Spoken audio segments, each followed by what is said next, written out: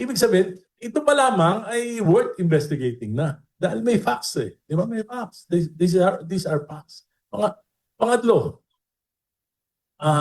yung pinakita sa akin ang mga text messages, merong ibang issue, not just the campaign, pero may mga national issues na pinapatrabaho si Presidente kay Yusek Bersamin. So, kung hindi totoo to, di patawag. Kung totoo to, hindi to, malalaman natin kung papatawag ng Senado si Yusek Bersamin, si E.S. Bersamin, di ba? Patawag lang para magkaalaman. By the way, ni-reveal yan ni Congressman Tino February 9. Ano nung date na ngayon? February 16. Narinig nyo ba na nag-deny si Yusek Bersamin? Narinig nyo ba na nag-deny si E.S. Bersamin? Hindi sila nagde-deny. Si Leandro Libiste ba nag-deny na inausap niya kaming 5 congressman? In 4 occasions, nagharap-harap kami. At pinakita niya together with 4 other congressmen. So, it's worth investigating. But it seems that Senator Lacson is committed or had committed not to investigate the Bersamins. So, sin of omission. Congressman, kung gano'n, cover up talaga. Cover up. Complete cover up. Yes, and a cover-up will require a series of cover-ups. Kaya hindi po matatapos ito. At kung hindi na natapos dito, sino tatamaan? Yung ekonomiya. Tatamaan ang ekonomiya, sino tatamaan? Yung pinakamahihirap nating mga kababayan. Kwan lang to ha, question. Buhay po ba sa Cabral? Wala po akong alam doon. Wala po ako. Anyway, can I change the subject? This sa China. Kasi nagkakaroon ng issue ngayon sa Congress, no? I mean sa Senate, with regards to Tariela's statement and the Chinese embassy's reaction. Ano pong take nyo dyan? Architect of foreign policy is the president. So, kung ako po ang tatanungin nyo, hahayaan ko na po yung Pangulo ang dumiskarte. Bakit? Marami po siyang kaalaman, intelligence information na hindi alam naming mga politiko. So, dapat, presidente ang manguna, dapat maging malinaw yung posisyon ng presidente dito. At kung ano man yung maging posisyon niya, dahil ito po ay foreign relation, dapat suportahan natin siya.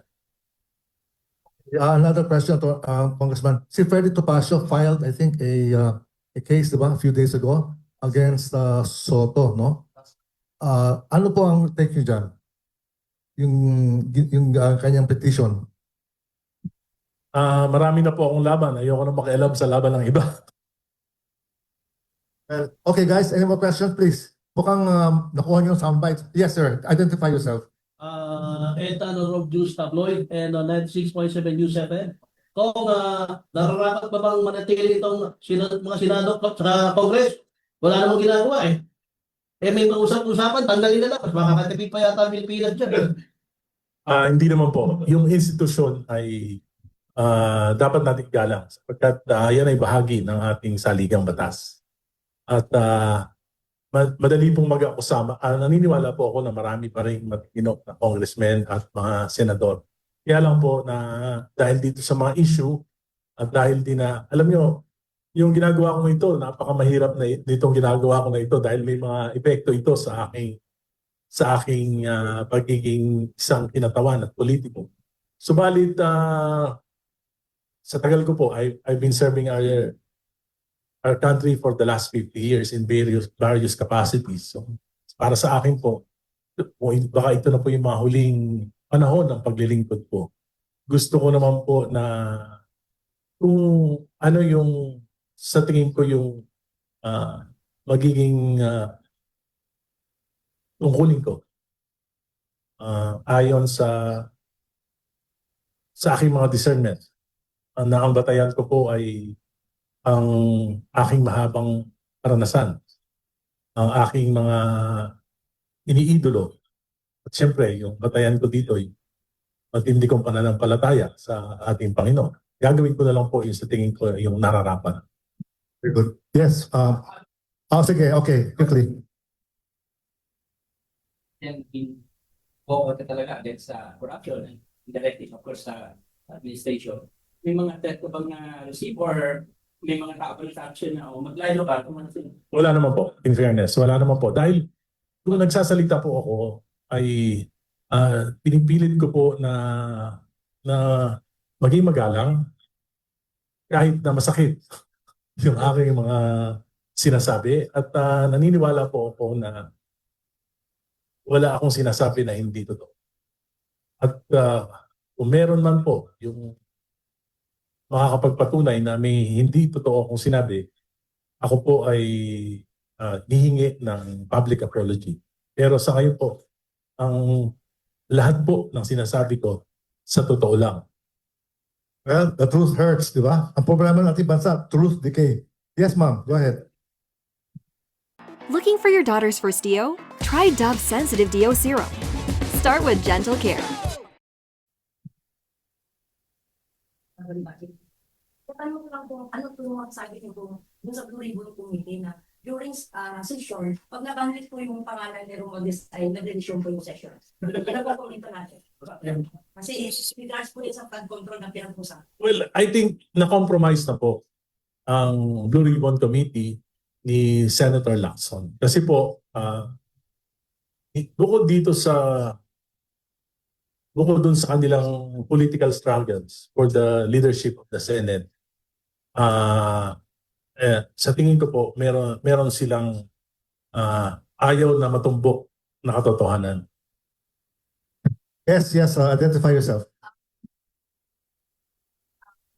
Sana sabi ni Atty. Luistro na gagamitin nila yung process na ginamit dun sa impeachment process ni Pangulong Marcos, which is to dismiss it, the process of sufficiency in form and substance. May pangamba po pa kayo na parang magiging mauwi lang din sa dismissal yung impeachment laban kay Vice President Sara Duterte. Ayoko pong pangunahan yung mga pangyayari. Gaya po na sinabi ko, I will prepare yung impeachment process ni President Marcos. I voted yes to the sufficiency and form. I voted no to the sufficiency and substance dun sa unang complaint ni Attorney De Jesus. Pero dun po sa complaint ng Makabayan Black, I voted yes. Bakit? Sapagkat sa palagay ko po, may sufficiency in substance. Dahil yung pong requirements ng sufficiency in substance, yung parameters, maliwanag po sa impeachment rules ng House of Representatives. Dalawa lang. Una, kailangan may recital of facts. Na-recite yan doon sa complaint ng Makabayan Black. Pangalawa, kailangan may kaugnayan doon sa impeachable offense. At yan po, ay napatunayan din ng Makabayan Black. Pero, siyempre, majority rules, talo po kami, pero sa tingin ko, dahil binayolate yung rules, pwede rin pong makialam ang Korte Suprema sapagkat ito po ay tantamount to grave abuse of discretion. Pagdating naman po sa complaint ni Vice President Sara, binasa ko po, sufficient in form, sufficient in substance. Kaya kung boboto ko, may sufficient in form, sufficient in substance. Ngayon, hindi ibig sabihin nun, may kasalanan na. Yan po ay makikita lang natin sa presentation of evidence. Pero doon kay Pangulong Marcos, hindi na hinayaan makapag-present ng evidence. Sana po, yung kay Viste Files, pwedeng na-present doon. Pero pinigilan na yung presentation. Dito, titingnan ko po, i-present, makikita ko na may kasalanan, bumoto ko for impeachment. Pero kung wala, bumoto naman ako against impeachment.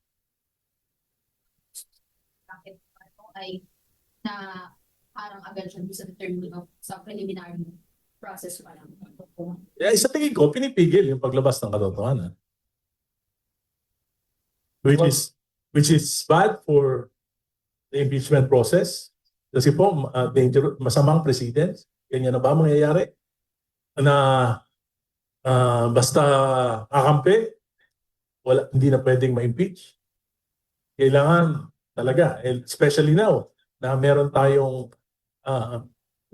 supermajority. At paano naman hindi magkakaroon ng supermajority? Bilyon-bilyon ng alokasyon ng bawat congressman. Eh bakit ka naman kukontra? Kung hindi mawalan ka ng bilyon. Ako?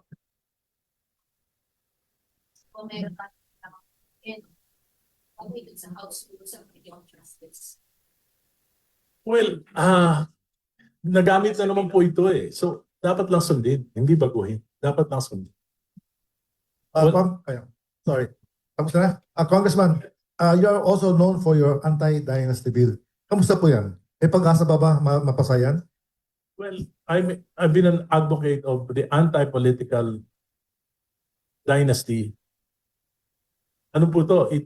Yung aking advocacy na yan predates the 1987 Constitution. I've been fighting political dynasties in my city since I was a teenager. Kaya po, noong 1987 po, tuloy po kayo.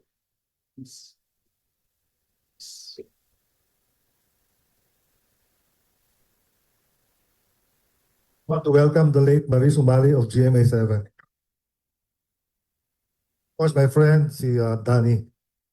So, ito po yung panlimang magiging kinatawan ko sa Kongreso. Ito na rin po yung ikalimang pagpa-file ko ng anti-political dynasty bill. Ang 2001, 2013, 2016, 2019, then ngayon po 2025. At ang pinakamataas na inabot ko itong bill na ito ay noong 2013. Noong panahon po ni Presidente Aquino. Ito po ay nakapasa sa Committee on Suffrage and Electoral Reforms at it's a product of a principled compromise. Binasa ko po yung transcript ng mga framers ng ating Constitution. Noong 1987 Constitution, may tatlong requirement po para matawag natin na talaga namang ito ay valid na anti-political dynasty law. One, dapat it will promote equal access and opportunities to ordinary citizens to hold public office. Pangalawa, it would prevent the monopoly of power by families. At pangatlo, dapat po hindi arbitrary. Anong ibig sabihin? Hindi naman dapat parusahan mo yung malalayo ng kamag-anak. Diba? Dahil, kaya po, dati po, yung mga pinafile ko po ay talaga mahigpit. One per family, second degree of consanguinity and affinity. Yung naging compromise ko po, dalawa. Isang national, isang local. Iba ang constituency. At second degree po. Yan po yung, kung hindi po second degree, magkakagulo na. Hindi na, unenforceable, unimplementable na po ang isang anti-political dynasty. Bakit? Kasi po, pagka magpipinsan, 5 magpipinsan, hindi na yan direct family. Nag-file. Sino magka-qualify? Sino hindi? Sabi ni Justice Carpio, hindi yung una-una nag-file. Pagka unahan po ang pagpa-file, 3 araw pa, nakapila na yung magpipinsan, magpapatayan yan sa pila. So, it will create chaos. At ang mangyayari po, yung COMELEC, hindi na po election office. Yan po ay magiging genealogical tribunal.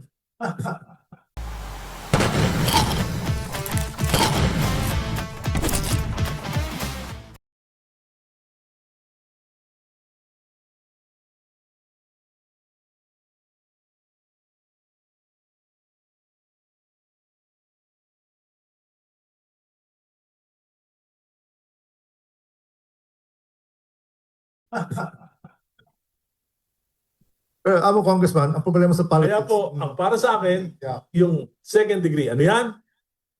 Lolo, anak, apo, kapatid, at mga asawa nila. Ang problema Ngayon, kasi, paano mo implement? Paano kung dalawa yung magkapatid, nag-away, nag-file? Para sa akin po, kung yung immediate family mo, hindi mo kayang pamunuan, ipagkaisahin, lahat kayo, walang karapatan na mamuno sa bayan, lahat kayo disqualified. At yan po makakatulong sa ating lipunan. Bakit? Papalakasin po nito yung institusyon ng pamilya na dahil lang sa politika, nag-aaway, nagpapatayan, maglolo, mag-ama, nagmumurahan.